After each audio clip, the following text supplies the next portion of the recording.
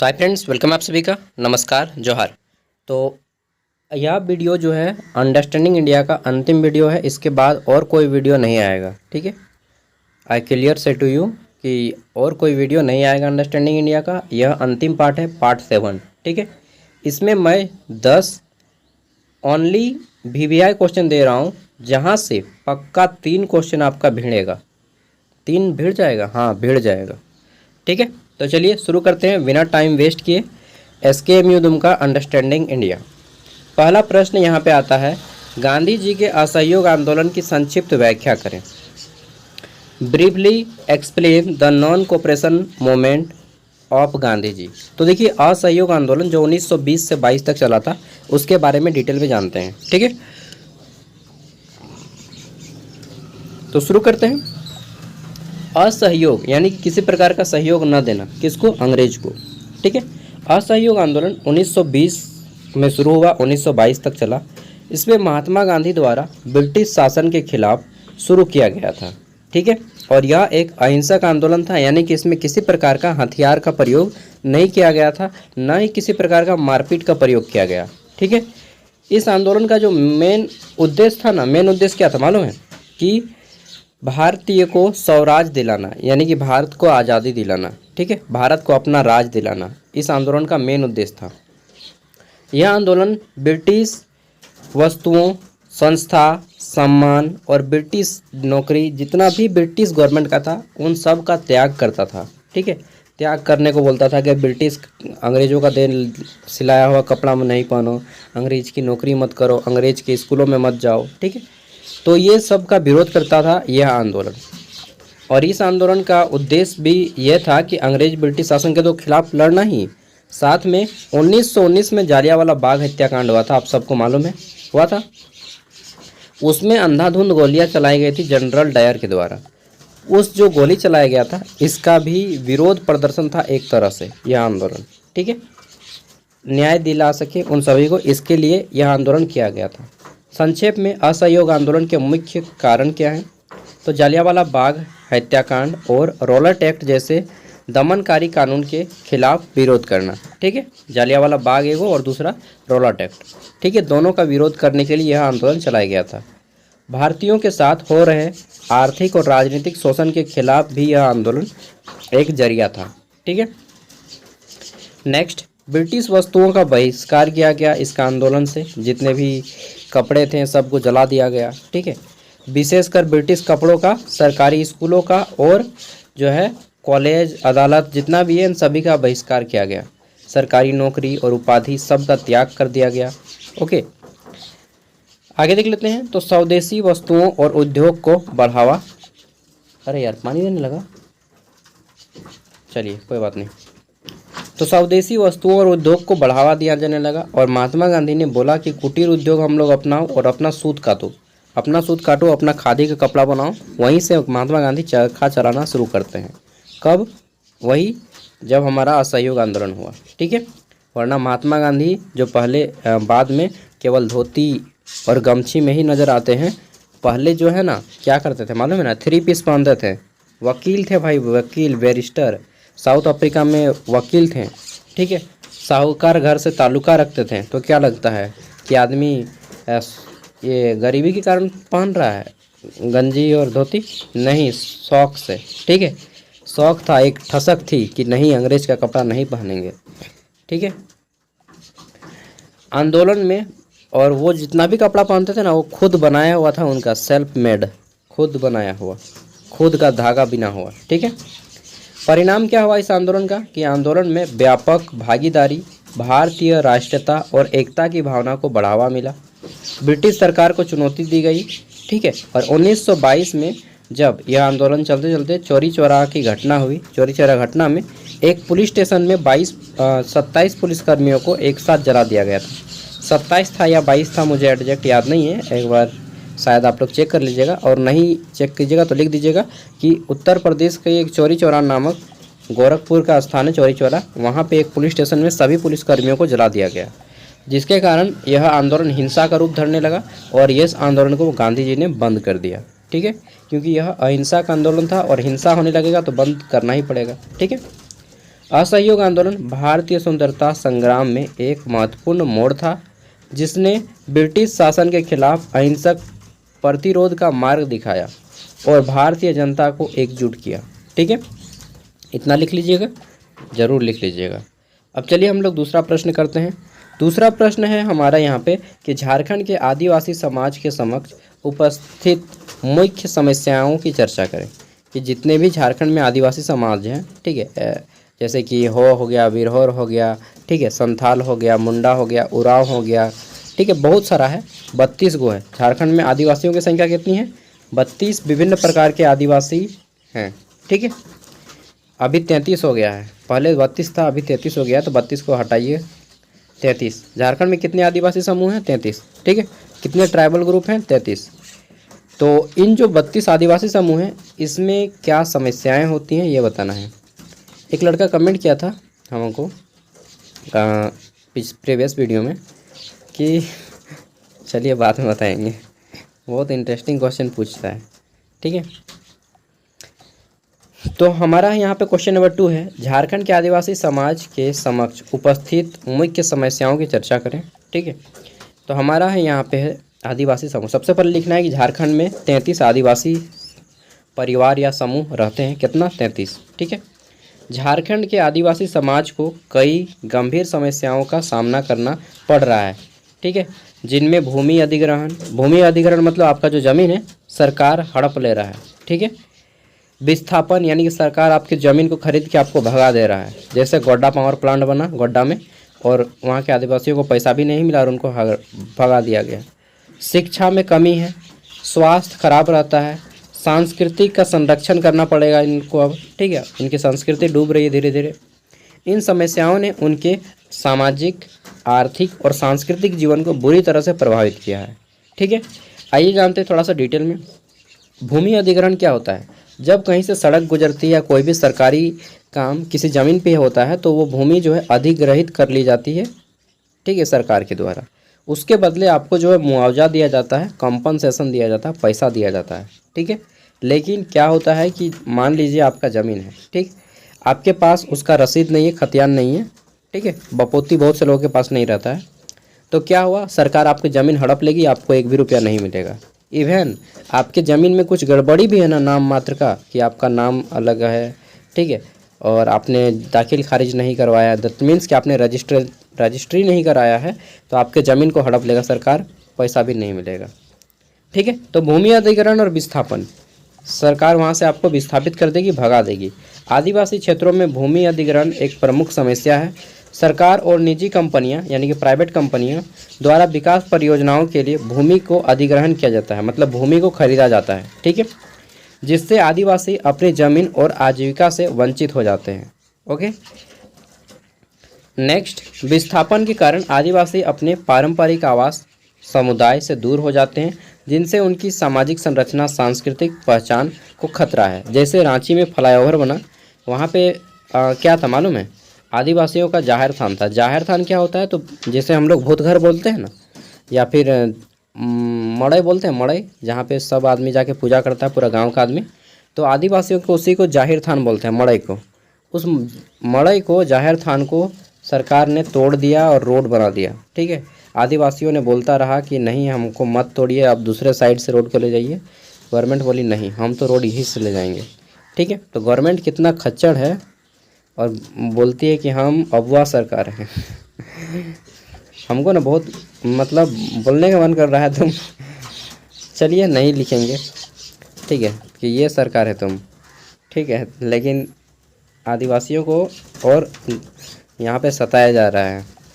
भूमि अधिग्रहण और विस्थापन से संबंधित कानून और नीतियों के कार्यान्वयन में भी समस्या है, जिससे आदिवासियों को न्याय मिलने में कठिनाई होती है।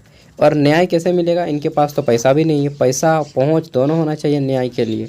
ठीक है, अब देख लेते हैं शिक्षा की गुणवत्ता इनकी कैसी है, शिक्षा और स्वास्थ्य। तो आप सभी को मालूम है कि आदिवासी लोग कम पढ़े लिखे होते हैं। ठीक है, क्यों? क्योंकि भाई उनके पास पैसा नहीं है, शहर से दूर रहते हैं। सिंपल सी बात है, जो व्यक्ति शहर से दूर रहेगा, पैसा नहीं रहेगा, तो उन लोग पढ़ेगा क्या?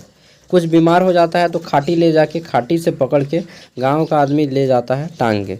उनके पास तो शहर से जुड़ने के लिए सड़क भी नहीं है, पीने के लिए पानी नहीं है, कई किलोमीटर दूर जाना पड़ता है पानी पीने के लिए, तो शौचालय खाक होगा? शौचालय कहाँ पे रहेगा? जब पानी की सुविधा रहेगा तब ना रे भाई। ठीक है, यहाँ पे पीने को पानी नहीं मिलता है तो धोने को कहाँ से मिलेगा? समझ सकते हैं। तो ये कंडीशन है, मैं रियलिटी बता रहा हूँ, किताबी ज्ञान से परे।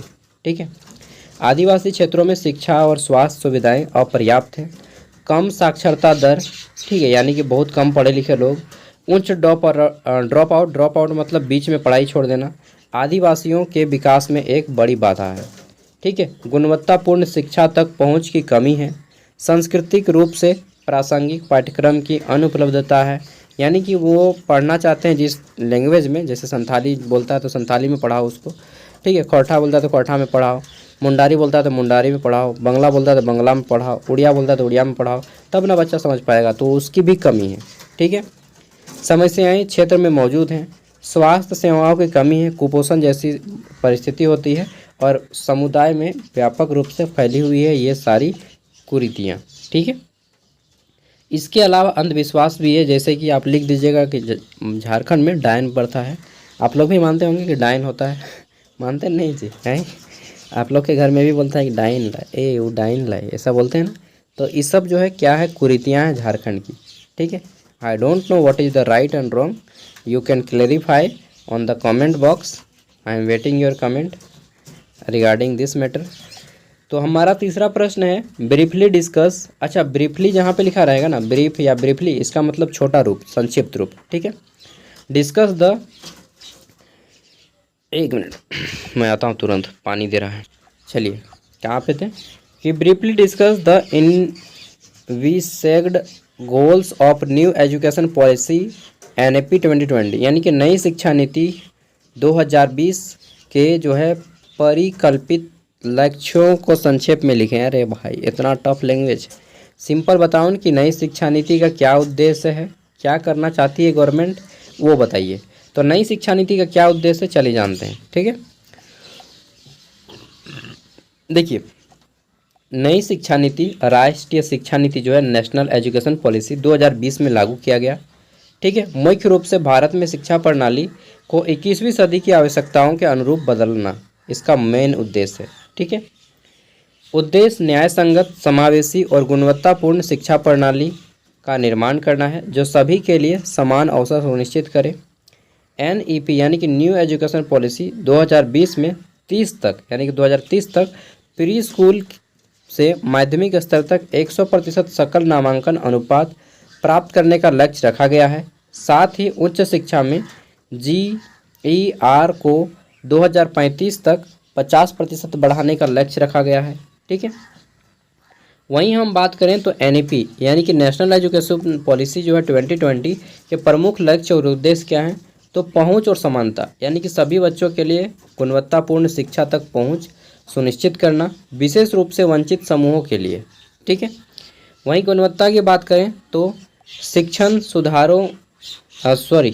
विधि में सुधार करना, बहुभाषा को बढ़ावा देना, यानी कि रीजनल लैंग्वेज को अपनाना, एक्सेप्ट करना, छात्रों के विकास पर केंद्रित करना।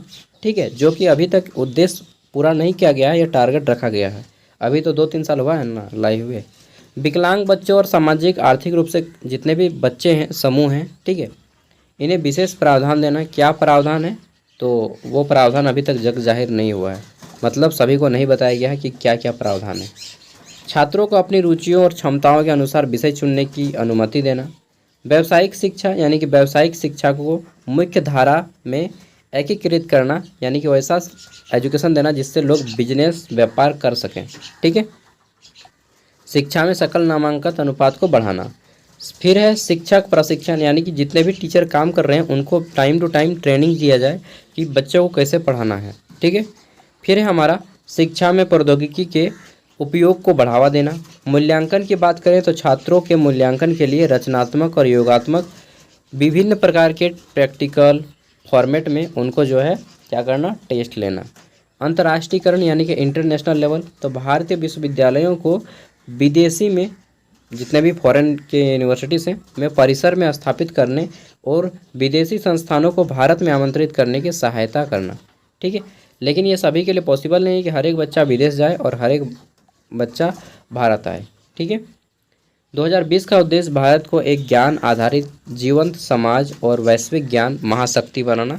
आई डोंट नो कि ये सक्सेस होगा या नहीं होगा, ठीक है, लेकिन इतना तो पक्का है कि बच्चे जो है ग्रेजुएशन में पढ़ाई छोड़ देंगे। इवन अगर मैं भी वीडियो बनाना छोड़ दूंगा तो डेफिनेटली बोलता हूँ जितने बच्चे अभी पढ़ाई कर रहे हैं ना, उसका कम से कम 40% बच्चा तो छोड़ ही देगा, ठीक है। ऊपर से इतना सब्जेक्ट टफ हो गया है इस बार ग्रेजुएशन में, अगर ऊपर से हम लोग भी वीडियो बनाना छोड़ देंगे यूट्यूब में तो पक्का बता रहा हूँ दोस्त, जितना बच्चा अभी एडमिशन पढ़ाई कर रहा है 40% छोड़ देगा। मुझे तो लगता है 40% कम बोल रहा हूँ, लेकिन इतना बच्चा तो छोड़ ही देगा पढ़ाई। कोई गाइड करने वाला भी नहीं रहेगा सही ढंग से, तो फिर हम लोग पढ़ भी नहीं पाएगा। ना किताब सही ढंग से अवेलेबल है, ना गाइड, ठीक है, ना टीचर पढ़ाते हैं। चलिए, लेकिन डोंट वरी, मैं हूँ ना। शाहरुख खान का मूवी देखें, मैं हूँ ना। आगे देख लेते हैं 4 number question. What do you mean by preamble? Preamble से आप क्या समझते हैं? प्रस्तावना से क्या समझते हैं? डिस्क्राइब द मेन एलिमेंट, ठीक है, of preamble of Indian constitution. संविधान की प्रस्तावना से आप क्या समझते हैं? भारतीय संविधान की प्रस्तावना के मुख्य तत्वों का वर्णन करना है, ठीक है। चलिए, तो मैंने एक बताया था कि एक लड़का हमसे प्रश्न पूछा था प्रीवियस वीडियो में। प्रश्न क्या था मालूम है? वो पूछता है, भैया रियलिटी बात बताइएगा, आपका जीएफ है कि नहीं, ठीक है। अब हम क्या बताएं रियलिटी बता रहा हूँ। बाएं हाथ में रख लेता हूँ हार्ट पे, ठीक है, हार्ट पे हाथ रखा हूँ और बोल रहा हूँ नहीं है यार अभी, ठीक है। और कुछ पूछना है? नहीं है।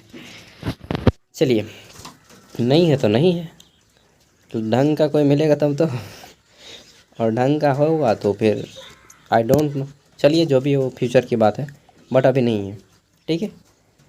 तो यहाँ पे हमारा है भारतीय संविधान की प्रस्तावना, संविधान का परिचयात्मक भाग।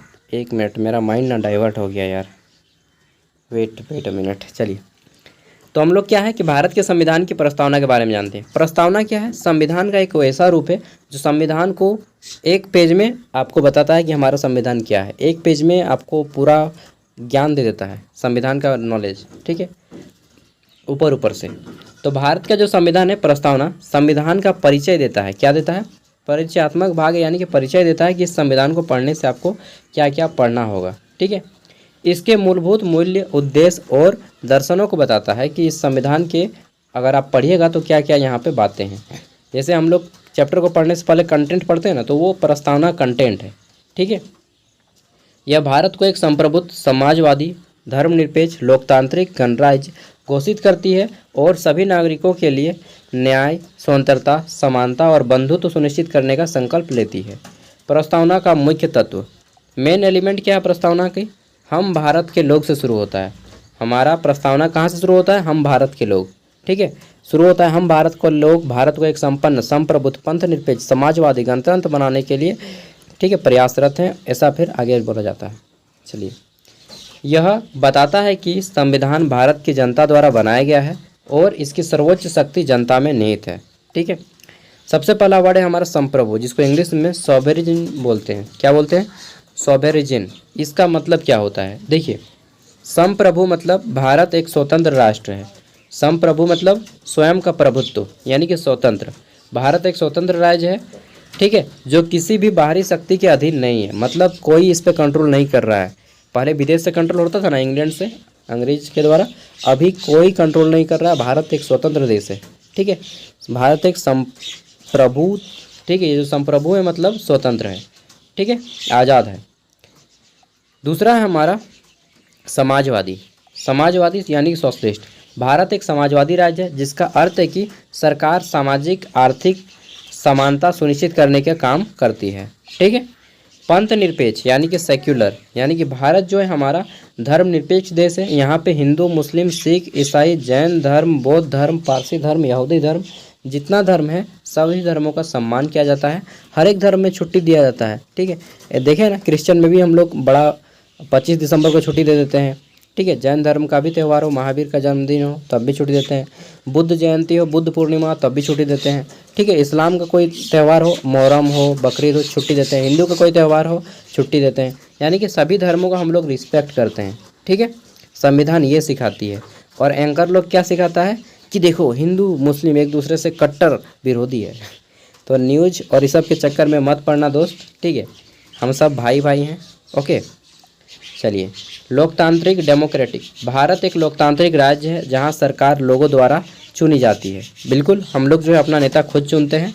गणराज्य, गणराज्य मतलब रिपब्लिक, यानी कि भारत एक गणराज्य है जहाँ राष्ट्रीय अध्यक्ष राष्ट्रपति है और जनता द्वारा निर्वाचित किया जाता है।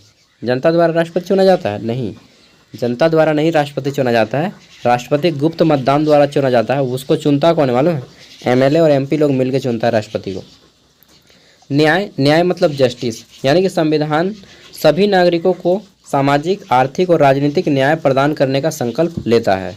स्वतंत्र यानी कि लिबर्टी, ठीक है, यानी कि संविधान नागरिकों को विचार, अभिव्यक्ति, विश्वास, आस्था और उपासना की स्वतंत्रता प्रदान करती है। समानता, दैट मीन्स इक्वलिटी, यानी कि संविधान सभी नागरिकों को कानून की नज़र में समान मानता है, चाहे वह लड़का हो, लड़की हो, चाहे वह पाड़े हो, चाहे बाभन हो, चाहे तेली हो, चाहे ठाकुर हो, चाहे नौवा हो, चाहे घासी हो, चाहे तुरी हो, चाहे मारा हो, चाहे डोम हो, ठीक है, सबको एक नज़र से देखती है। नेक्स्ट है बंधुत्व। बंधुत्व मतलब हमारा होता है फर्टेनिटी। फर्टेनिटी दैट मीन्स कि संविधान सभी नागरिकों में भाईचारे और राष्ट्रीयता की भावना को बढ़ावा देने को बोलती है कि सभी एक दूसरे से मिल के रहो, ठीक है।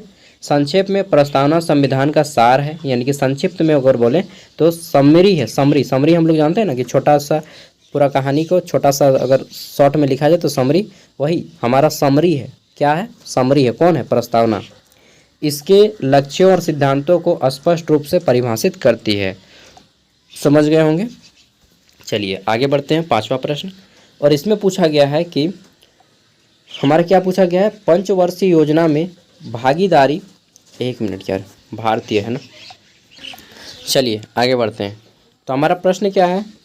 प्रश्न है कि यहाँ पे पंचवर्षीय योजनाओं ने भारतीय अर्थव्यवस्था को कैसे मदद किया है, ये बताना है। चाहे पंचवर्षीय योजना क्या है, 5 ईयर प्लान क्या है, चाहे योजना आयोग क्या है, ठीक है, और पंचवर्षीय योजनाएं भारत की आर्थिक स्थिति को कैसे मदद की हैं, ठीक है।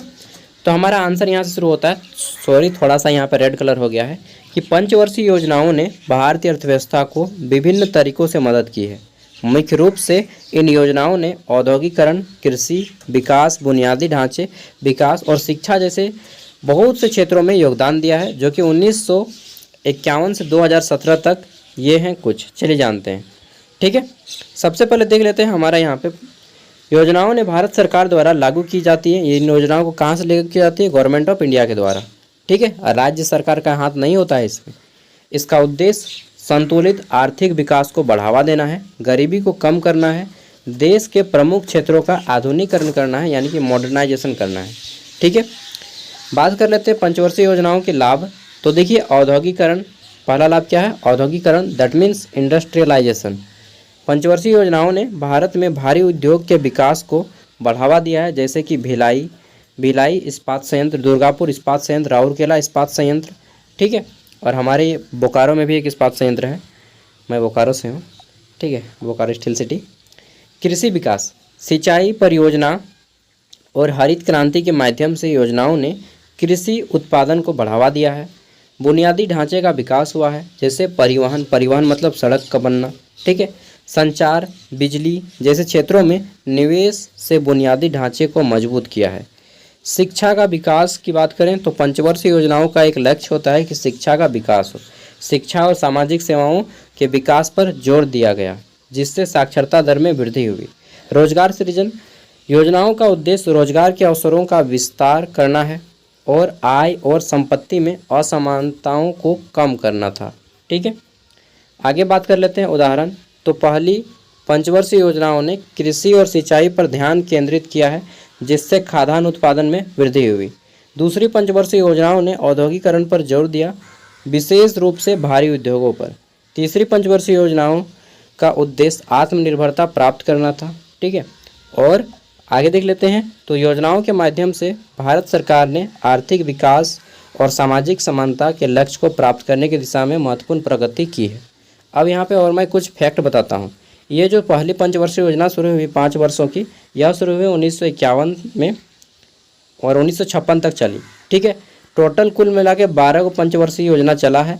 और लास्ट जो पंचवर्षीय योजना था जो शुरू हुआ था 2012 से, इसका लक्ष्य था 17 तक, लेकिन इसको बीच में बंद कर दिया गया 2015 में इसको बंद कर दिया गया, क्योंकि योजना आयोग का स्थान की जगह पे 1 जनवरी 2015 में योजना आयोग को समाप्त कर दिया मोदी गवर्नमेंट ने, और एक नया योजना शुरू किया गया जिसका नाम है नीति आयोग। योजना आयोग को समाप्त करके, पंचवर्षीय योजनाओं को समाप्त करके क्या शुरू किया गया? नीति आयोग को। कब? 1 जनवरी 2015 को नीति आयोग। ठीक है। नीति का फुल फॉर्म क्या होता है? एन से नेशनल, आई से institution, national institution for transforming India, T से ट्रांसफॉर्मिंग, आई से इंडिया, नेशनल इंस्टीट्यूशन फॉर, अपने से लगा लीजिएगा, फॉर FOR, फॉर के लिए। ठीक है, national institution for transforming India, ये होता है नीति आयोग, जो कि 1 जनवरी 2015 को बना और योजना आयोग को बीच में ही समाप्त कर दिया गया। ठीक है, नेक्स्ट देख लेते हैं। तो यहाँ पे आता है सविनय अवज्ञा आंदोलन, सिविल डिजोबीडियंट मूवमेंट। ये क्या है? तो मैंने बताया है कि असहयोग आंदोलन, जिसे असहयोग आंदोलन मैंने लिख दिया, सविनय अवज्ञा होगा, जिसे 1930 में शुरू किया गया था। सॉरी, ये जो है ना, मैंने एक ही क्वेश्चन को बार बार रिपीट कर दिया। I am really sorry.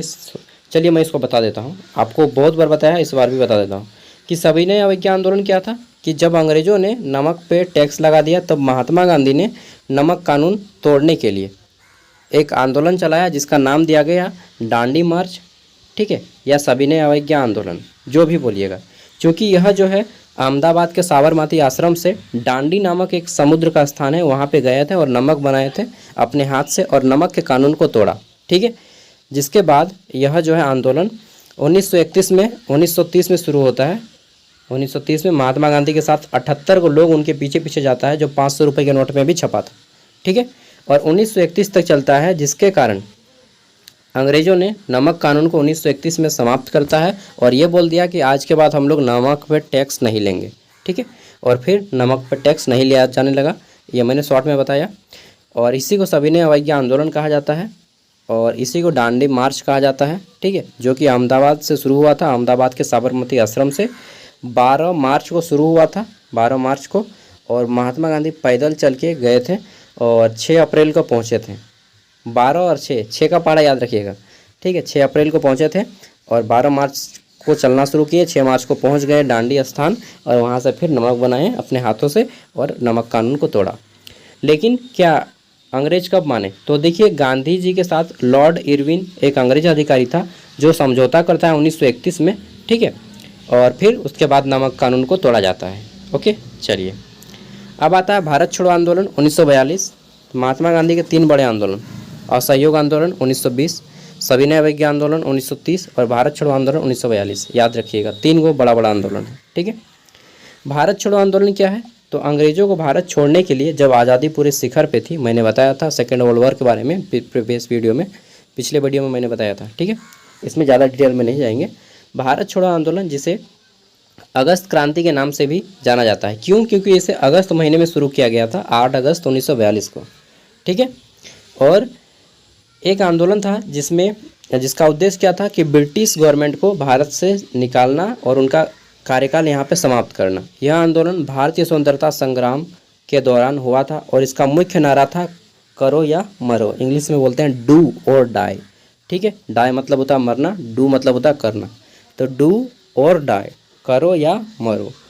Bharat छोड़ो आंदोलन के बारे में कुछ महत्वपूर्ण बातें हैं। शुरुआत कहाँ से होता है? तो देखिए, आंदोलन की शुरुआत 8 अगस्त 1942 को मुंबई में अखिल भारतीय कांग्रेस कमेटी के द्वारा शुरू हुआ। ठीक है, नेतृत्व किसने किया? तो इसको लीडिंग रोल निभाया महात्मा गांधी ने इस आंदोलन को। ठीक है, और उद्देश्य क्या था? आंदोलन का मुख्य उद्देश्य था भारत से ब्रिटिश शासन को समाप्त करना। नारा क्या था? करो या मरो। ठीक है, अंग्रेजों भारत छोड़ो, करो या मरो। ठीक है, इस आंदोलन का मुख्य नारा था।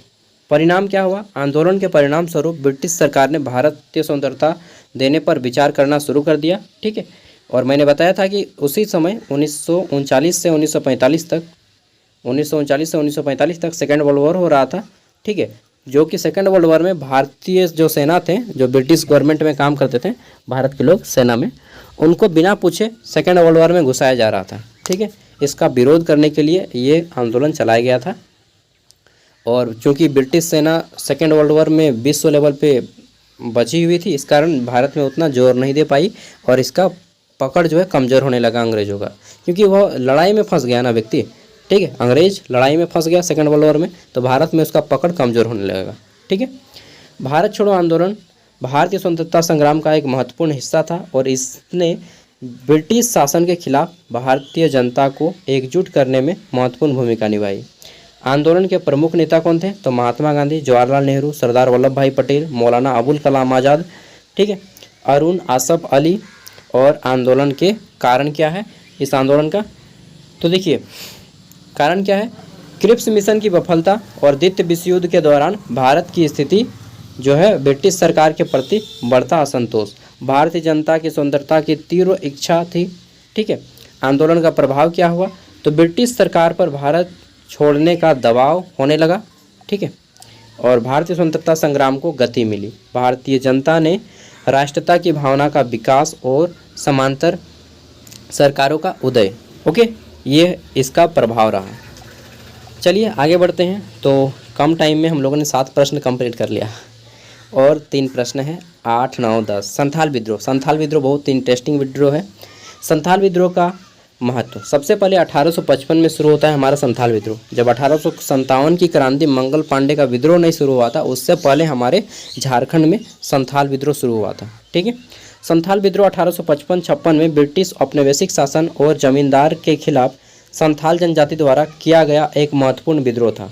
ठीक है, इस विद्रोह ने न केवल जनजातीय अधिकारों और शोषण के खिलाफ आवाज़ उठाई, बल्कि भारतीय राष्ट्रवाद और जनता जितने भी स्वतंत्र आंदोलन को भी प्रेरित किया। संथाल विद्रोह के महत्व को निम्नलिखित बिंदुओं में समझा जा सकता है।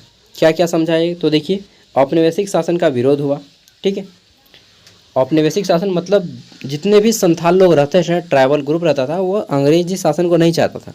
ठीक है, उन लोग को अपना जंगल में मस्त रहता था, लेकिन अंग्रेजी लोग जंगल में भी घुस के लकड़ी काटने लगा। संथाल विद्रोह तब शुरू होता है। ठीक है, आपको मालूम है कि संथाल लोग जंगल के अंदर रहता है, लेकिन अंग्रेज ने जंगल को काटना शुरू किया, बेचना शुरू किया, तब संथाल लोगों को गुस्सा आया। संथाल विद्रोह ब्रिटिश शासन और उनके द्वारा किया जा रहे आर्थिक शोषण के खिलाफ एक सशक्त प्रक्रिया थी। और उसमें क्या बोला गया कि अगर आपको खेती करना है, संथालों को बोल दिया कि तो हमें टैक्स देना होगा। वो बोलता है अच्छा बेटा रुको, हम पांग में रोड में, ठीक है, रोड में किया उन लोग बोल, और फिर उनको बांग तो बांग और हुजू तो हुजू करके फिर उनको ठोका कनाया। ठीक है, तो ठोकना शुरू कर दिया। भले सकेंगे या नहीं सकेंगे, डरेंगे तो नहीं, ये संथाल का मोटो है। ठीक है, जो कि बहुत अच्छा है। जनजातीय अधिकारों के प्रति जागरूकता। इस विद्रोह ने जनजातीय समुदाय की दुर्दशा को उजागर किया। ठीक है, और उनके अधिकारों के प्रति जागरूकता बढ़ाई। और इसमें सबसे मेन अहम रोल निभाते हैं सिद्धू मुर्मू और कान्हू मुर्मू। ठीक है, भावी आंदोलन की प्रेरणा। संथालों के साहस और संघर्ष के बाद स्वतंत्रता आंदोलन और अन्य आदिवासी विद्रोह को प्रेरित मिला। ठीक है, जब देखने लगा कि सिद्धू और कान्हू मुर्मू 2 व्यक्ति, ठीक है, जो कि संथाल परगना एरिया में आते हैं। संथाल परगना एरिया जो है आपका, ये 6 गो डिस्ट्रिक्ट, झारखंड का 6 गो डिस्ट्रिक्ट को संथाल परगना कहा जाता है, क्योंकि यहाँ पे संथाल का जनसंख्या बहुत ज़्यादा है। ये 6 गो डिस्ट्रिक्ट कौन कौन है? सबसे पहला आता है दुमका, दूसरा आता है जामताड़ा, तीसरा आता है गोड्डा, चौथा आता है पाकुड़, पांचवा आता है साहेबगंज और छठा आता है देवघर। ये 6 गो जिला जो है संथाल परगना के नाम से जाना जाता है। ओके दोस्तों, नोट कर लीजिएगा, ये 6 जिला को संथाल परगना के नाम से जाना जाता है। तो पूरे के पूरे संथाल परगना में जो है आदिवासी समुदाय द्वारा, ठीक है, इस आंदोलन में भाग लिया गया और तकरीबन 10,000 लोग इस आंदोलन में शहीद हो गए थे।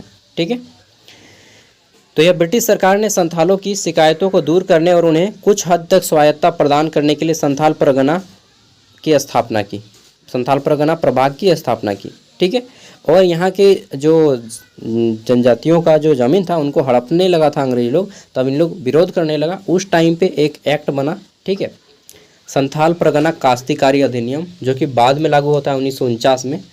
कानूनी सुधार। विद्रोह के परिणाम स्वरूप ब्रिटिश सरकार ने 1876 में संथाल परगना काश्तकारी अधिनियम किया। कब? 1876 में, जब विद्रोह होने लगा 1855 में। उसके बाद सिद्धू मुर्मू, कान्हू मुर्मू, चांद, भैरव, फूलो और झानू, ठीक है, इन सब ने बहुत मेन हीरो की तरह एक्टिंग मतलब है, सॉरी यार, हीरो की तरह अहम रोल निभाया, ठीक है, लीड किया, पूरा अच्छे से नेतृत्व किया, ठीक है। लेकिन क्या हुआ कि जब विरोध होने लगा कि भाई अब इन लोग नहीं मानेगा, तब इनके खिलाफ, सॉरी, इनके लिए एक कानून बनाया गया जिसको नाम दिया गया संथाल परगना काश्तीकारी अधिनियम 1876, ठीक है, और जिसने आदिवासियों को शोषण से कुछ सुरक्षा प्रदान की। अब यहाँ पे आ जाता है राष्ट्रता की भावना, राष्ट्रवाद की भावना। संथाल विद्रोह ने राष्ट्रवाद की भावना को बढ़ावा दिया और 1857 के विद्रोह जैसे आगे के संघर्ष के लिए लोगों को संगठित करने में मदद की, ठीक है। आधुनिक संथाली पहचान का विकास, इसमें क्या है कि इस विद्रोह को आधुनिक संथाली पहचान के विकास में एक महत्वपूर्ण मोड़ माना जाता है। शोषण के खिलाफ संघर्ष, तो शोषण के खिलाफ जो संघर्ष हो रहा था, संथाल विद्रोह ने शोषण के खिलाफ भविष्य में आंदोलन के लिए प्रेरणा का काम किया कि भाई देखो, तुम लोग अगर हमें सताओगे तो हम विद्रोह करेंगे। तो अंग्रेज थोड़ा डर गया कि नहीं, वास्तव में इनको नहीं सताना है। संक्षेप में अगर बात करें तो संथाल विद्रोह भारतीय इतिहास में एक महत्वपूर्ण घटना थी, ठीक है, जिससे न केवल जनजातीय अधिकारों की रक्षा के लिए संघर्ष किया गया, बल्कि ब्रिटिश शासन के खिलाफ विरोध और भारतीय स्वतंत्रता राष्ट्रवाद को भी मजबूती प्रदान किया गया, ठीक है। चलिए आगे देख लेते हैं। तो नेक्स्ट आता है हमारा सुभाष चंद्र बोस के बारे में बताइए, ठीक है। भगत सिंह के बारे में मैंने ऑलरेडी बता चुका हूँ, ठीक है। अब हम लोग सुभाष चंद्र बोस के बारे में जानते हैं। सुभाष चंद्र बोस भारत की स्वतंत्रता में योगदान का वर्णन करें। Describe the contribution of Subhash Chandra Bose, ठीक है, ऑन इंडियन फ्रीडम। तो आप सभी को मालूम है सुभाष चंद्र बोस नेताजी के नाम से प्रसिद्ध थे, ठीक है। सुभाष चंद्र बोस एक महान स्वतंत्रता सेनानी थे जिन्होंने भारतीय स्वतंत्रता संग्राम में महत्वपूर्ण योगदान दिया। उन्होंने आज़ाद, ठीक है, आज़ाद हिंद फौज का गठन किया। तुम मुझे खून दो मैं तुम्हें आज़ादी दूंगा, ठीक है, जैसे प्रेरणादायक नारे दिए।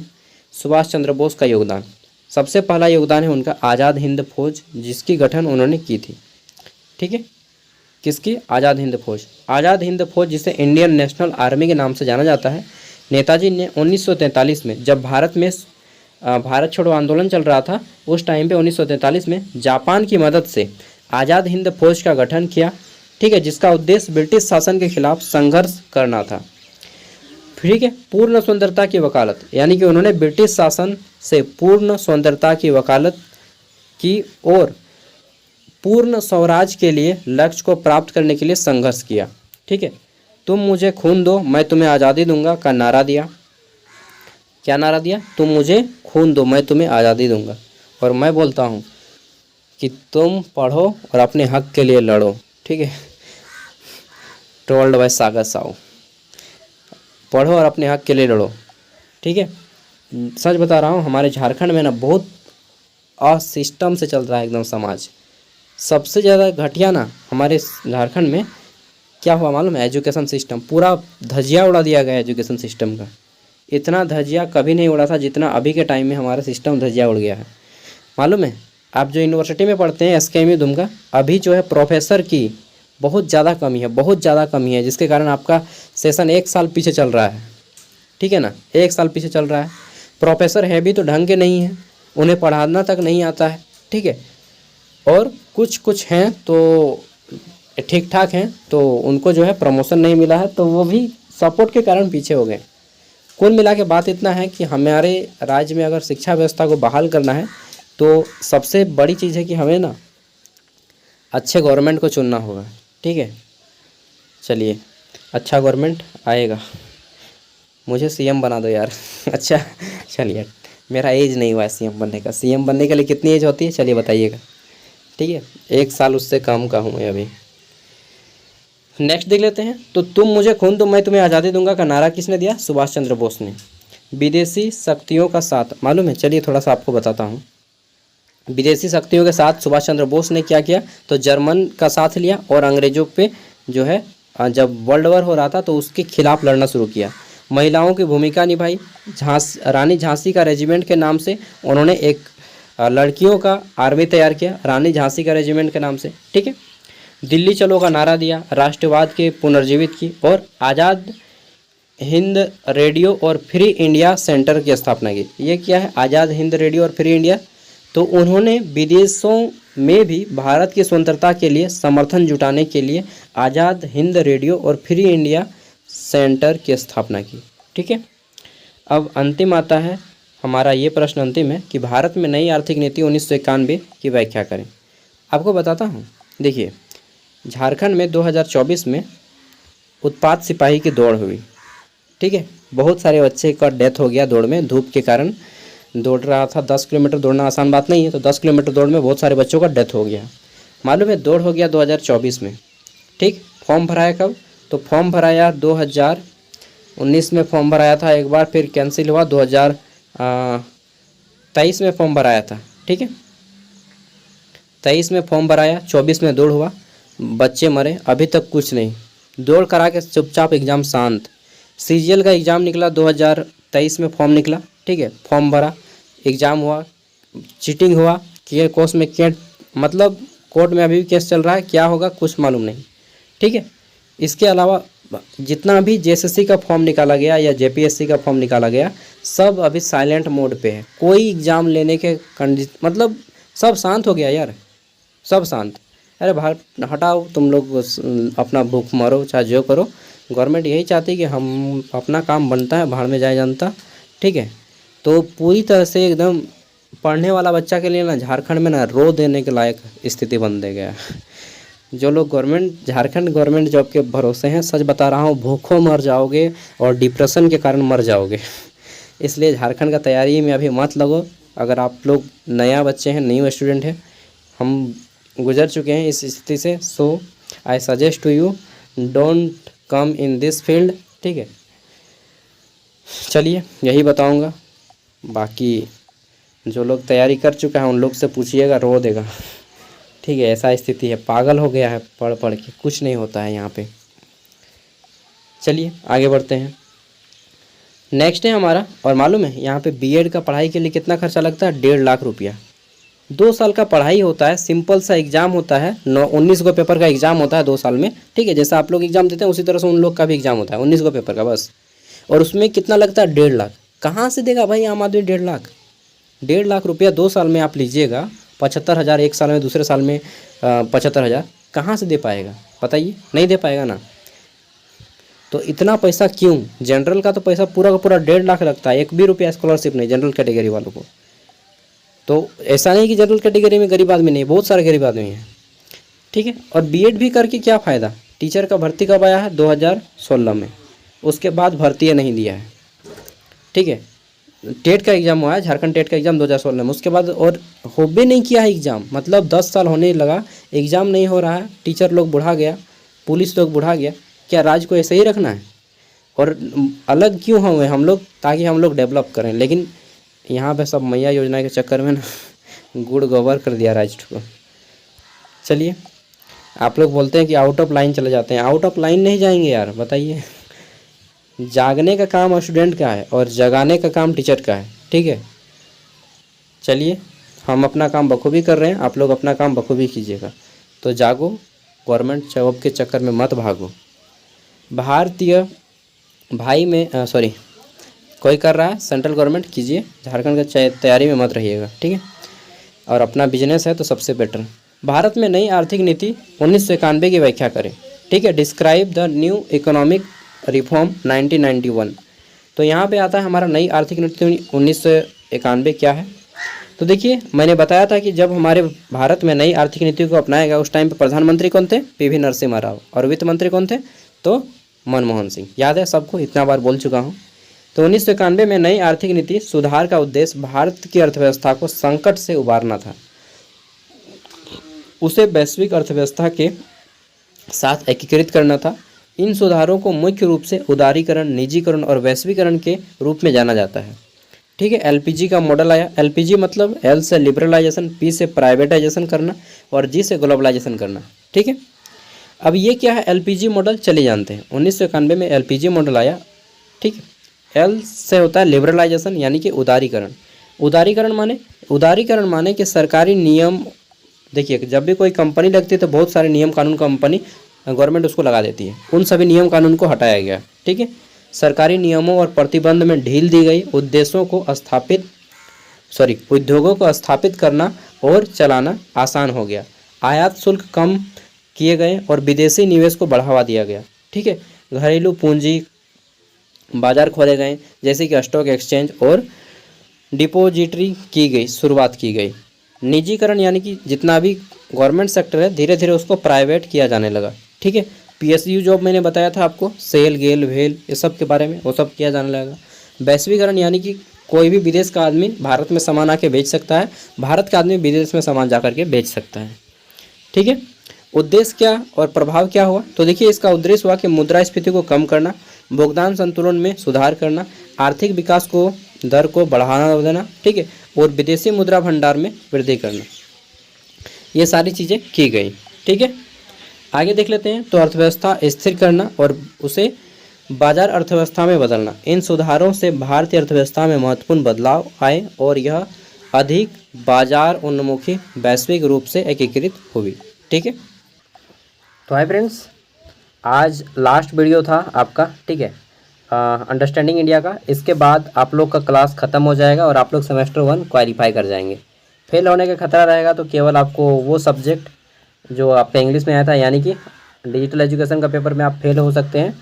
बाकी मुझे नहीं लगता आप किसी सब्जेक्ट में फेल होंगे। हाँ, हिंदी में फेल होने का खतरा किसी किसी को हो सकता है, क्योंकि उसमें आउट ऑफ सिलेबस आ गया था। ठीक है, और इस वीडियो के बाद मैं आप लोगों से समझ रहे हैं कि यह हमारा लास्ट वीडियो रहेगा। ठीक है, तो चलिए, थोड़ा सा लगता है कि मतलब अपना तो जैसा होता है ना कि फैमिली में आता है कोई मेहमान, उसके बाद ज़्यादा थोड़ा सा अजीब लगता है, सेम उसी टाइप से फीलिंग हो रहा है कि आप लोग के साथ यह हमारा लास्ट वीडियो है। इसके बाद आप लोग का एग्ज़ाम ख़त्म, सेमेस्टर 2 में फिर मिलेंगे। ठीक है, bye bye, take care and अच्छे से रहिएगा, एग्ज़ाम देने जाइए अच्छे से, और एग्ज़ाम के बाद अपना क्वेश्चन पेपर सेंड कर दीजिएगा। बाकी किसी को पेमेंट करना है तो 10 रुपये आप फ़ोन पे कर सकते हैं, फ़ोन पे, गूगल पे, यूपीआई सब एक्सेप्ट होगा। ये लिंक मैं आपको वीडियो के डिस्क्रिप्शन में दे दूंगा, पीडीएफ का भी। जो लोग लास्ट तक वीडियो देखें, हमारा एक क्वेश्चन है। चलिए, ठीक है, क्वेश्चन क्या है आज का हमारा, कि क्वेश्चन है हमारा झारखंड का सबसे ज़्यादा पढ़ा लिखा जिला कौन सा है। ठीक है, मैं ऑप्शन दे रहा हूँ। ऑप्शन क रांची, सबसे ज़्यादा पढ़ा लिखा जिला यानी कि सबसे ज़्यादा शिक्षित। ठीक है, ऑप्शन ख धनबाद। ठीक है, धनबाद। ऑप्शन ग है हमारा बोकारो। ठीक, और ऑप्शन ग है पूर्वी सिंहभूम यानी कि जमशेदपुर। घ नंबर में जमशेदपुर यानी कि पूर्वी सिंहभूम। बताइए सबसे पढ़ा लिखा जिला कौन सा है इनमें से। चलिए, हिंट आपको मिल गया होगा। ठीक है, चलिए, आई एम फ्रॉम, हिंट दे दिया मैंने।